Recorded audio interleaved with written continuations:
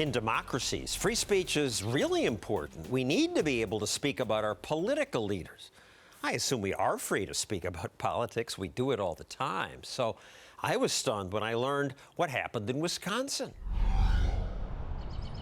Life was quiet in the town of Middleton until one morning, before dawn, people woke up to hear something like this. Police with battering rams.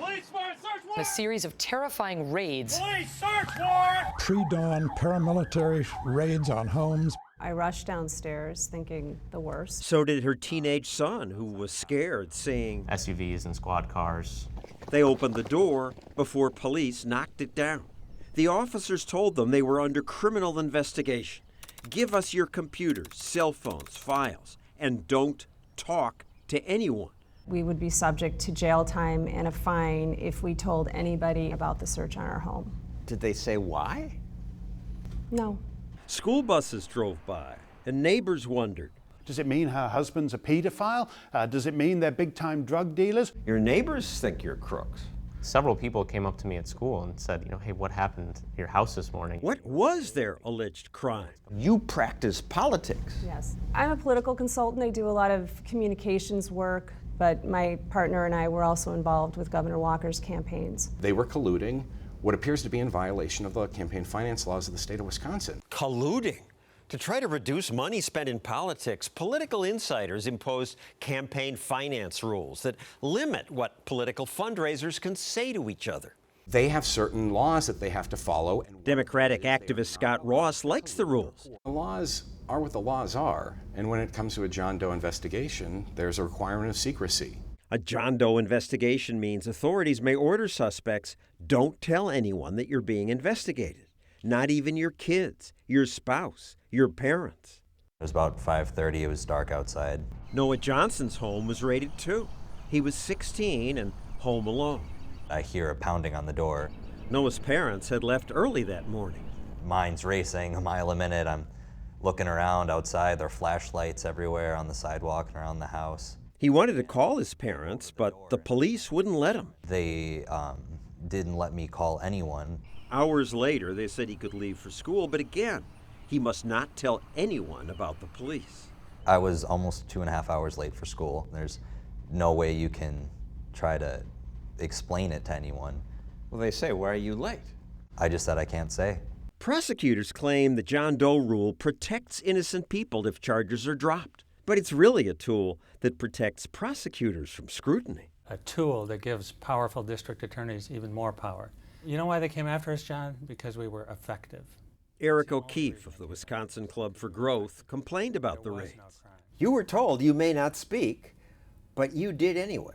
I was the only one to openly defy the secrecy order. He told the Wall Street Journal, which called the raids political attacks on conservatives who supported Scott Walker.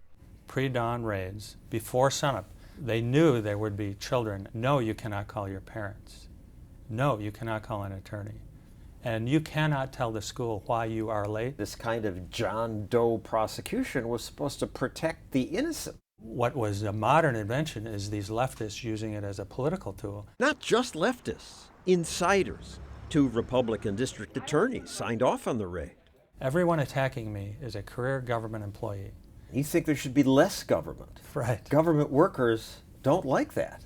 I take cold comfort in having my constitutional rights trampled by both parties. You were hit with a John Doe investigation. Yeah, I, along with a whole lot of staffers and elected officials. Scott Ross was once charged and acquitted of breaking campaign laws to get Democrats elected. Didn't it feel wrong to you that you were told to shut up?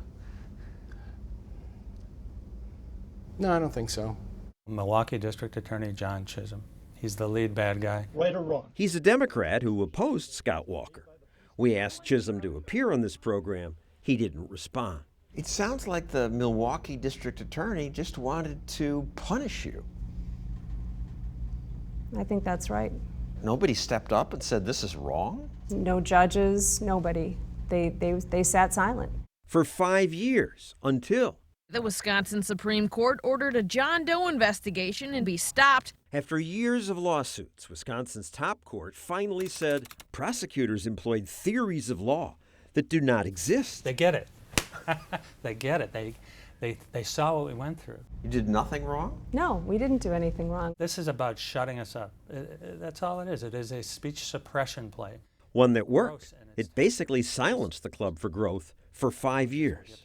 The gag orders are completely disgusting. A Wisconsin cop gets an order to go to a nice little residential cul-de-sac and kick the door down and terrorize the family. I was only obeying orders. In Wisconsin, we all obey orders. What's up with that? If people aren't mad about what's happened in Wisconsin, there is no turbulence left in America. The spirit of liberty manifests itself in people's willingness to get outraged.